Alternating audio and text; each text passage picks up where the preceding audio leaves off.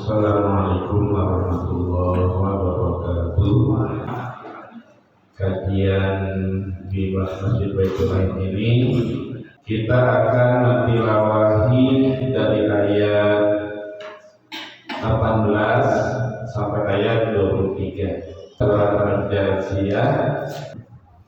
Baik, mari kita baca bersama ayat 18 sampai ayat 22-nya. A'udzu billahi minasy syaithanir rajim. Bismillahirrahmanirrahim.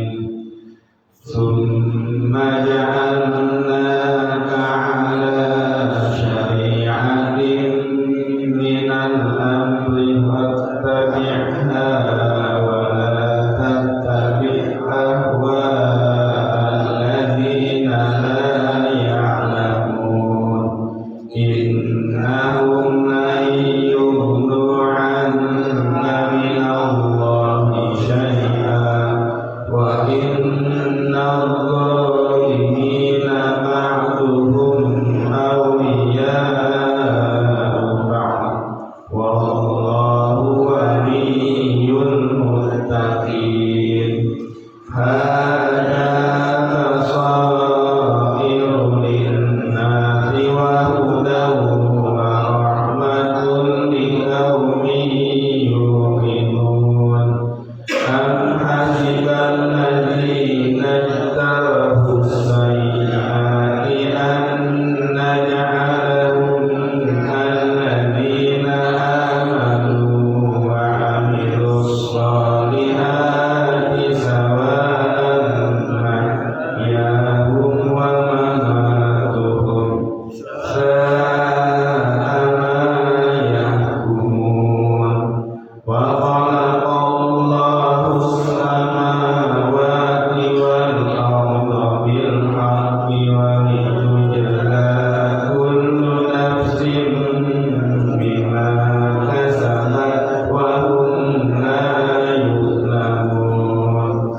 Shadaqallahul azim. Ya, seperti biasa kita review ya bagian terakhir dari ayat sebelumnya, yaitu dari ayat 16-17 kemarin. Kita ketahui bahwa betapa orang Bani Israel itu ya sudah mendapatkan begitu besar dan begitu banyak kenikmatan yang Allah berikan, ya, anugerah yang Allah berikan. Tapi bisa jadi ya anugerah itu berubah menjadi musibah.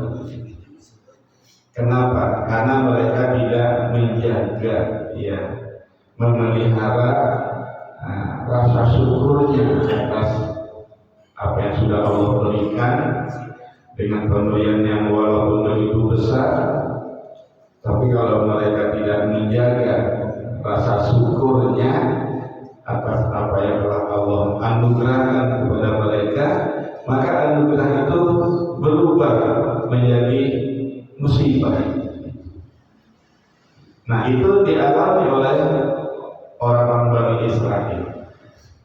Padahal sudah mendapatkan anugerah yang sangat besar dari Allah Subhanahu wa Ta'ala, yang diberikannya Alkitab, Taurat, kemudian kekuasaan, kenabian, ya, dari mereka banyak lahir para nabi, rezeki yang baik,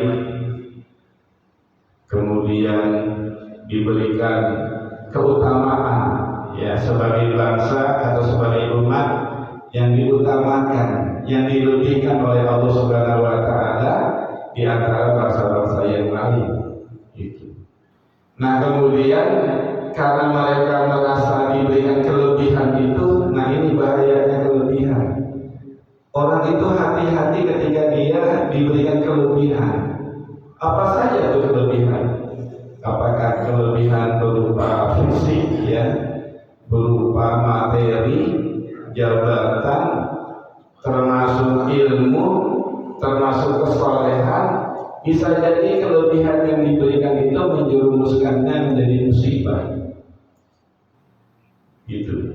Nah ini contohnya, ya orang Bani Israel karena merasa telah dilebihkan oleh Allah Subhanahu Wa Taala, ya sebagai bangsa pilihan, akhirnya mereka merasa, ya karena dia sebagai bangsa pilihan, mereka merasa seperti anak-anak Allah. Walaupun mereka berbuat kezaliman, kejahatan, gitu, mereka merasa sudah dekat sekali dengan Allah, nggak bakalan masuk neraka. Kalaupun masuk neraka paling sebentar, hanya kena sentuhan api neraka. Setelah itu, ya Allah akan masukkan surga. Karena sebagai bangsa pilihan yang memang dipilih oleh Allah Subhanahu Wa Taala ketika itu. Padahal mereka itu diutamakan, dilebihkan oleh Allah sebagai satu bangsa karena mereka masih hidup di dalam Alkitab di bawah bimbingan Rasul mereka. Nah, ketika mereka tanpa sadar telah menjauhi, bahkan berselisih, nah itu yang kemarin yang jadi kunci yang core kita itu, berselisih itu mereka. Berselisih ini jangan dipahami hanya berselisih, tapi berselisih itu maksudnya bertentangan. Berselisih itu artinya menyimpang. Bahkan berselisih itu sampai membuat mereka menjadi kufur. Itu kan begitu tuh ayatnya kemarin. Famastalafu illa min ba'di ma ja'ahumul 'ilm baghyan bainahum. Mereka tidak berselisih bukan karena tidak punya ilmu. Telah datang ilmu kepada mereka dengan ilmu yang cukup. Itu. Ya, mereka sudah mendapatkan pemahaman tentang Alkitab, Taurat, itu. Dengan pemahaman yang detail, yang rinci, yang sampai dijelaskan itu di ayat ke-16-nya, wa atainahum bayyinatin minal amr, dan telah kami berikan kepada mereka penjelasan-penjelasan, rincian-rincian, detail-detail dalam urusan agama mereka. Artinya mereka bukan karena kebodohan, bukan karena tidak tahu. Menyimpang itu bukan karena tidak tahu, ya. Bertentangan itu bukan karena tidak paham, gitu. Nah, apa latar belakangnya sebenarnya? Bagian bainahu hati. Mereka tidak terjaga, itu. Jadi ini yang makanya kita perlu jaga hati kita, kebersihan hati kita, ya, keimanan di hati kita itu yang senantiasa perlu dijaga terus. Walaupun tadinya sudah beriman, tapi ketika hatinya tidak terjaga, itu menyimpang, ya merasa lebih sombong, menentang, ya akhirnya dia anugerah menjadi musibah. Nah itu ditandai oleh apa? Ini kan nanti ayat 18 itu ketika syariat telah diberikan kepada Rasulullah itu. Nah itu justru yang menjadi titik awal mereka terjerumus. Jadi ketika Allah Subhanahu Wa Taala yang mengutus Rasul terakhir dengan risalah yang baru, jadi setiap nabi, tidak setiap nabi atau tidak setiap Rasul itu membawa risalah. Musa itu membawa risalah, Isa itu membawa risalah, karena diberikan Alkitab. Nah, Rasulullah juga membawa risalah. Risalah itu risalah terakhir, menggantikan risalah sebelumnya. Ketika orang-orang Yahudi dan orang-orang Nasrani itu menentang, mengkufuri ya apa yang Allah turunkan untuk nabi terakhirnya, bahkan nabi terakhirnya itu sendiri ditentang, didustakan. Nah, itulah awal mereka terjerumus ya dari bangsa pilihan menjadi bangsa yang dihinakan. Gitu. Famastanafu ila min ba'di ma ja'ahumul ilm bagian bainahum. Ya, kedengkian mereka itu karena mereka tidak menerima bahwa Rasul terakhir dengan risalah terakhirnya itu bukan dari orang Bani Israel, itu, ya. Tapi dari orang Arab, bukan dari Bani Israel. Padahal juga turunan dari Nabi Ibrahim. Orang Bani Israel itu kan juga turunan dari Nabi Ibrahim. Nabi Ibrahim ya dari Hajar melahirkan Ismail. Nabi Ibrahim dari Sarah melahirkan Ishak. Nah, dari Nabi Ishak terus ya Nabi Yakub, Nabi Yusuf.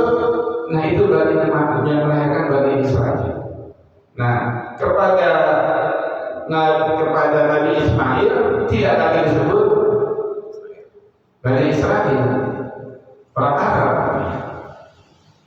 Nah, itu beda. Makanya mereka itu yang sudah biasa Nabi itu dari bangsa mereka, itu seolah-olah memaksa Allah ya, punya hak untuk menentukan mestinya Nabi yang terakhir itu dari Bani Israel. Maunya dia itu begitu. Ketika berbeda, gak mau dia. Kalau menerima, itulah awal kedengkian mereka. Nah, jatuhlah. Nah, itu. Walaupun sudah diberikan anugerah yang begitu besar dan begitu banyak, tapi gak bisa menjaga rasa syukur. Itu kedengkian. Nah, ini masalah hati itu luar biasa pengaruhnya. Nah, itu yang kemarin. Begitulah sampai perselisihan mereka, pertentangan mereka, penyimpangan mereka itu gak mereka selesaikan di dunia, tapi mereka terus ya menentang, sekarang menentang, masih menentang, sampai yang akan datang menentang. Nah, ini yang digambarkan oleh ayat Inna rabbaka yaqdi bainahum yaumal qiyamah. Sungguh benar-benar Rabbmu akan menyelesaikan ya masalah di antara mereka itu sampai hari kiamat. Itu sampai hari kiamat. Fi makanu fihi yahribun, terhadap apa yang mereka selama ini yahribun, pakai fi'il mudhari, sedang dan akan. Jadi sedang menentang dan akan terus menentang. Gak diselesaikan tuh. Mereka gak insaf, gak sadar, gak bertaubat, kemudian beriman ya kepada Rasulullah, beriman kepada Al-Quran, itu selesai mestinya. Tapi enggak gitu. Ya sudah diselesaikan nanti oleh Allah Subhanahu wa taala sampai yang akhirat. Ya kalau sudah sampai akhirat selesai, langsung lempar ke neraka itu dekat gitu. Enggak jauh-jauh, enggak nunggu-nunggu lagi. Karena pertentangan, penyimpangan, kekufuran gitu. Makanya pelajarannya buat kita itu kalau ada masalah di rumah tangga nih, diselesaikan di rumah tangga. Gitu. Di keluarga, ya diselesaikan di keluarga. Nggak usah sampai ke pengadilan. Ya, apalagi sampai ya mahkamah akhirat gitu. Berat gitu. Selesaikan di dunia. Selesaikan ya masalah pribadi, selesaikan secara pribadi. Di keluarga selesaikan secara kekeluargaan. Di keluarga besar, keluarga besar. Gak sampai ke pengadilan gitu. Selesaikan itu sehingga selesai. Nah itu yang kemarin. Nah ayat yang insya Allah kita pada malam ini. Nah ini mulai syariat diberikan kepada Rasulullah SAW. Ini pergantian, jadi peralihan. ini masa yang penting nih, pergantian dari supremasi Bani Israel ke Rasulullah SAW. Summa ja'alnaka 'ala syari'atin minal amr fattabi'ha wa la tattabi' ahwa'a alladziina la ya'lamun innahum la yughnu 'anka minallahi syai'an wa innadh dhalimina ba'duhum awliya'u ba'd wallahu waliyyul muttaqin. Gitu. Kemudian itu setelah ayat-ayat yang kemarin ya, setelah peristiwa kemarin, kemudian summa ja'alnaka 'ala syari'atin minal amr, kemudian kami jadikan, kami berikan kepada engkau, ya, engkau akan berada di atas syariat, engkau akan membawa syariat minal amr, syariat berkaitan urusan agama. Fattabi'ha, nah, langsung itu diingatkan tuh, ya, pakai fat, seperti bagaimana perintah Allah itu kepada para malaikat, usjudu li Adam. Bagaimana tuh ayat berikutnya?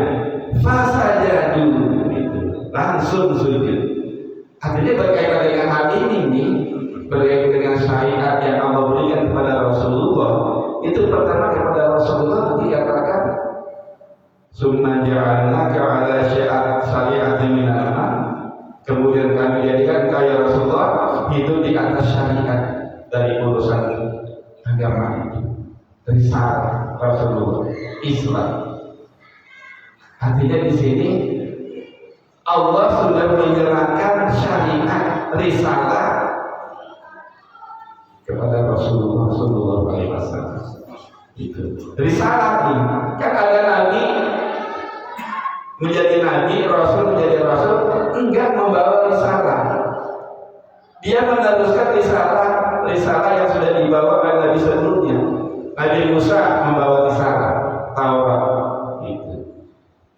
Nabi-nabi berikutnya itu tidak membawa risalah, mengikuti apa yang sudah dibawa Nabi Musa. Nah, kalau Nabi Isa ada nabi baru, ada wahyu baru, ada kitab baru, itu risalah. Nah, begitu juga Rasulullah SAW itu membawa risalah, bukan hanya mengikuti yang sudah dibawa oleh Nabi sebelumnya, oleh Nabi Isa misalnya, tidak. Dia membawa risalah baru. Itu ayat-ayat suci baru kan sering dikaitkan konstitusi dan ayat-ayat suci. Nah, ini ayat-ayat suci baru. Itu beda dengan yang sebelumnya. Nah, itu yang diberikan kepada Rasulullah. Summa ja'alnaka 'ala syari'atin minal amr. Kemudian kami jadikan engkau ya Rasulullah hidup di atas syariat yang baru ini. Gitu. Ya, tentu saja sebagai syariat baru, ya ada perubahan-perubahan, ada yang ditetapkan. Itu ada perubahan. Itu berbeda. Kenapa berbeda? Kalau Nabi Musa, Nabi Isa itu syariatnya khusus untuk bangsa Bani Israel. Satu masa zaman, satu kelompok manusia. Gitu. Gak untuk seluruh manusia. Nah, kalau Rasulullah ini untuk masa yang panjang, dari ketika itu sampai akhir zaman, untuk seluruh manusia, lebih besar, cakupannya lebih luas, masanya akan lebih panjang, karena sampai akhir zaman ini yang sempurna. Nah, itu yang akan disampaikan di ayat Al-Maidah. Al-yawma akmaltu lakum dinakum wa atmamtu 'alaikum nikmati wa raditu lakumul Islam dinan. Walaupun awal-awal risalah yang dibawa Nabi itu dalam bagian-bagian tertentu belum disempurnakan, gitu. Seperti puasa pertama kali yang diberikan kepada Nabi itu kapan tuh puasa? Itu maghrib berbuka sampai isya, sampai isya doang. Setelah itu puasa lagi terus, ya sampai maghrib. Nah kemudian kan ada peristiwa itu, ya yang dilakukan oleh Sayyidina Umar. Nah makanya kemudian risalah tentang puasa disempurnakan. Itu bagian dari risalah puasa, sholat, sholat juga disempurnakan. Tadinya pagi sore 2 kali. Para nabi yang lain juga begitu, tapi disempurnakan. Karena turun wahyu baru dalam peristiwa Isra Mi'raj berkaitan dengan sholat. Nah, disempurnakan. Al-yawma akmaltu lakum dinakum. Nah, kita lihat di sini. Nah, ketika kepada Rasulullah sudah diberikan syariat, risalah, maka fattabi'ha, ikutilah. Ya, memang syariat itu diturunkan untuk diikuti. Ini artinya juga ketika Allah katakan summa ja'alnaka, itu artinya buat kita tuh pengikutnya. Kita sebagai umat Rasulullah, pengikut Rasulullah, yang diperintah kepada Rasulullah itu maksudnya kepada kita juga. Fattabi'ha. Jadi Islam itu harus diikuti. Bukan hanya diturunkan, kemudian dijalankan oleh Rasulullah, para sahabat, berikutnya enggak berlaku lagi tuh, karena sudah dijalankan, sudah ada dijalankan. Tidak, ini bukan fardu kifayah. Sudah ada yang dijalankan, sudah selesai. Gitu. Toh sudah ada yang mewakili, enggak masalah perwakilan nih. Semua umatnya yang menjadi, yang mau diakui sebagai umat Rasulullah, fattabi'ha. Maka segera jalani, segera ikuti. Itu intinya perintah untuk segera menjalani perintah atau risalah Allah dalam Islam. Fattabi'ha. Artinya dalam hal ini untuk menjalani sudah tinggal jalani. Jangan pakai mikir-mikir lagi. Sama seperti Allah perintahkan kepada malaikat, usjudu li Adam, fasajadu. Langsung tuh para malaikat sujud. Gitu. Gak pakai mikir dulu, gak pakai nunda dulu, gak pakai lama-lama dulu. Fattabi'ha. Artinya ini perintahnya untuk benar-benar dijalani, agar risalah Islam ini dijalani. Rasulullah, para sahabat sudah menjalaninya. Ya, generasi beliau sudah berhasil menjalaninya, sudah memberikan contoh, sudah meninggalkan sejarah. Nah, terus umatnya ini harus terus menjalaninya. Fattabi'ha. Wala tattabi'a wa'alladzina la ya'lamun. Jangan engkau mengikuti hawa nafsu orang-orang yang tidak mengerti. Itu. Ya.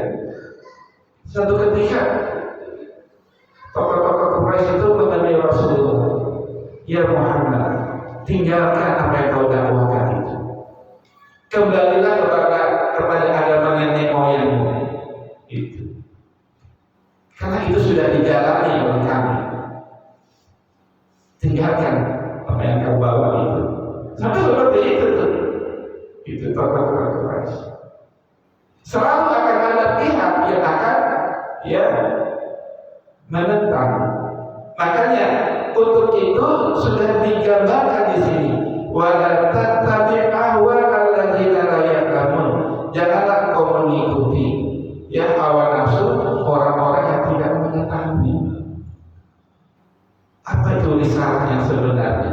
Ini yang risalah dari Allah Subhanahu wa Ta'ala, diturunkan melalui wahyu malaikat Jibril itu sampai kepada Rasulullah, dan Rasulullah sudah jalan. Rasulullah sudah memberikan penjelasan melalui sunnah-sunnah.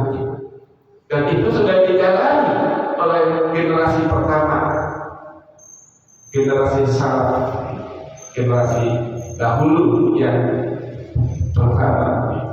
Nah, hingga terus menerus, fattabiha wa la tattabi ahwa'al ladzina la ya'lamun. Jangan kau ikuti hawa nafsu orang-orang yang dia sebenarnya tidak mengetahui, yang tidak mau mengetahui. Kenapa? Innahu la yughnu 'anka minallahi syai'an. Karena sesungguhnya mereka itu tidak akan bisa mencegah ketika engkau mengikuti mereka, hawa nafsu mereka, apa yang mereka buat sendiri, ajaran, ya, jalan kehidupan sendiri, kemudian engkau jadi menyimpang, ya Rasulullah, engkau menjadi mendustakan Allah, engkau akan diazab. Ketika engkau diazab, mereka yang nyuruh-nyuruh kamu itu untuk meninggalkan Islam, mengikuti agama nenek moyang, itu gak bisa membebaskan kamu dari azab Allah. Gak bisa. Engkau juga gak bisa beralasan kami mengikuti nenek moyang kami yang sudah dari dulu-dulu memang begitu. Gak bisa. Gak ada yang bisa membebaskan itu. Innahu la yughnu 'anka minallahi syai'an. Sungguh benar-benar betul, ya, tidak akan bisa. Ya, mereka itu untuk membantu kamu, membebaskan kamu, menghindari kamu dari azab Allah. Minallahi syai'an. Sedikit pun, gitu. Sedikit pun. Ini kan masyarakat yang manusia itu pada umumnya sering ya mengikuti pemimpinnya. Apa yang diperintahkan oleh pemimpinnya, masalah salah atau benar, diikuti saja tuh pemimpin. Apalagi masyarakat Indonesia, masyarakat patriarkistik, masyarakat yang sangat mengikuti apa yang pemimpin lakukan. Kemudian dengan alasan kami mengikuti para pemimpin kami, gitu. Nanti di akhirat itu nanti digambarkan tuh, ya, masyarakat pengikut dengan tokoh-tokoh pemimpin itu berdebat. Orang yang mengikuti itu ketika di neraka, wahai kalian, itu apa yang bisa kalian berikan buat kami di sini? Gitu. Kata mereka, ya kita sudah di neraka nih. Engkau sudah di neraka, aku sudah di neraka. Kita tidak ada yang bisa saling menolong, tidak ada yang bisa saling membantu. Engkau mengikuti kami begitu saja, tidak ada alasan, karena sudah disampaikan tulisan Islam itu, sudah diberikan akal untuk berpikir. Ini berat sekali masalahnya. Innahu la yughnu 'anka minallahi syai'an. Sesungguhnya mereka orang-orang yang kau ikuti hawa nafsunya, orang yang kau ikuti apa yang mereka ajarkan tanpa pengetahuan itu dengan ajaran-ajaran yang mereka buat-buat, nggak bisa membebaskan kalian, mengurangi azab kalian yang Allah berikan sedikit pun. Wa innal zalimina ba'duhum awliya'u ba'd. Dan sebelumnya orang-orang zalim itu satu sama lain ya saling membantu. Wallahu waliyul muttaqin. Dan Allah adalah walinya orang-orang bertakwa. Wali itu wali murid, ya, wali siswa. Wali itu orang yang mengurusi orang yang diwalikan. Wali murid orang yang mengurus segala keperluan murid yang menjadi anaknya. Wali itu. Wali kelas, wali sebagai orang yang diberikan hak untuk mengurusi kelasnya. Itu. Nah, Allah menjadi wali orang-orang yang bertakwa. Allah yang mengurusi. Gitu. Enak banget nih. Gitu. Orang bertakwa itu walinya Allah. Gitu.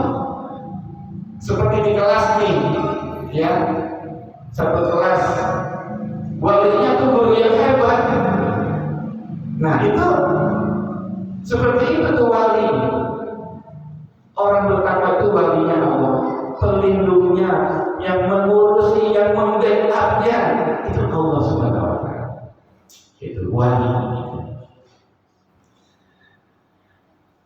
Nah, di sini digambarkan ya bahwa orang-orang zalim itu satu sama lain ya saling membantu, ya saling mendukung dalam kezaliman mereka.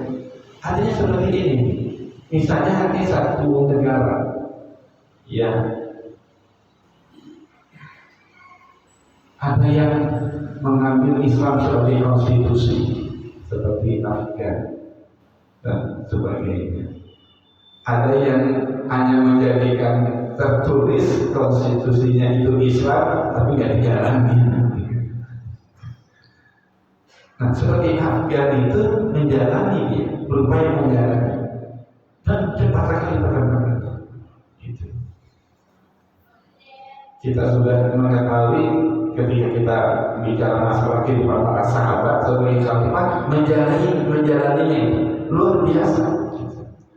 Nah, seperti misalnya juga negara lain ingin mengambil konstitusi atau sistem ajaran lain, maka ada yang disebut dengan pakar-pakar, think tank-nya, ada pejabat-pejabat di departemennya yang ingin menjalani katakan sistem liberal, sistem kapitalis.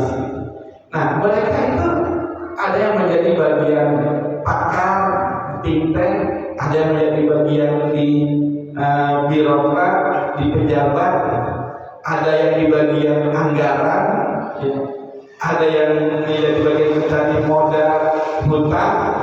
Itu seperti itu satu sama lain itu bekerja sama untuk menerapkan satu sistemnya.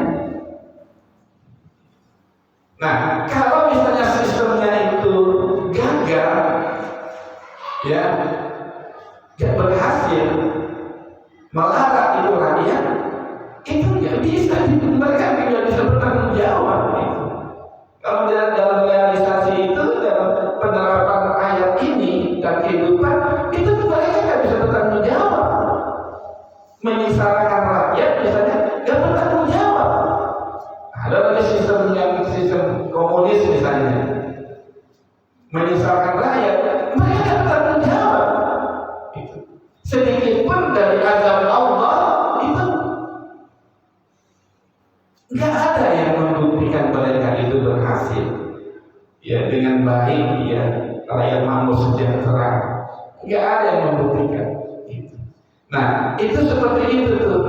Wa innal zalimina ba'duhum awliya'u ba'd wallahu waliyyul muttaqin, dan Allah adalah walinya, pelindung, penolong, yang mengurusi, yang membackup urusan orang-orang takwa.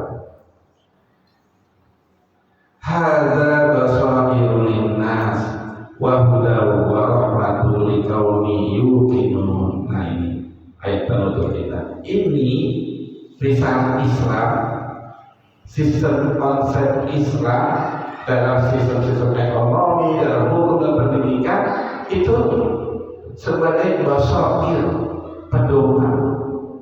Itu yang punya hujah, punya argumen yang kokoh.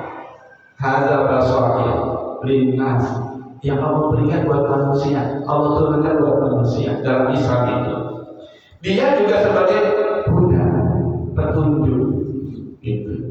Ya, risalah Islam yang berisi berbagai aspek kehidupan nyata yang bisa diterapkan, itu basair, menjadi pedoman. Itu. Nah, itu juga menjadi petunjuk, huda. Bahkan dia menjadi rahmat. Gitu. Artinya di situ ada curahan kasih sayang Allah dalam Islam, dalam sistem Islam, dalam konsep Islam. Ada kemurahan Allah yang akan Allah turunkan kalau sistem itu diterapkan, akan memberikan kehidupan yang berkah, bukan hanya sebagai pedoman, bukan hanya sebagai petunjuk, tapi berisi rahmat Allah. Di kaum yuqinun, yaitu bagi kaum yang ini bukan sekedar kaum yang percaya, kaum yang yakin, dilaksanakan konsep itu dengan yakin. Gitu. Ya, dengan penuh keyakinan bahwa itu akan membawa keberhasilan. Di liqaumin yuqinun. Kalau tadi di atasnya waliyul muttaqin, nah ini di dalam, jadi di dalam menerapkan Islam dengan segala aspek sistemnya itu yang merupakan pedoman, petunjuk dan rahmat, itu dengan keyakinan, harus dengan keyakinan tanpa keraguan, tanpa kebimbangan. Nah itu ya ayat yang terakhir.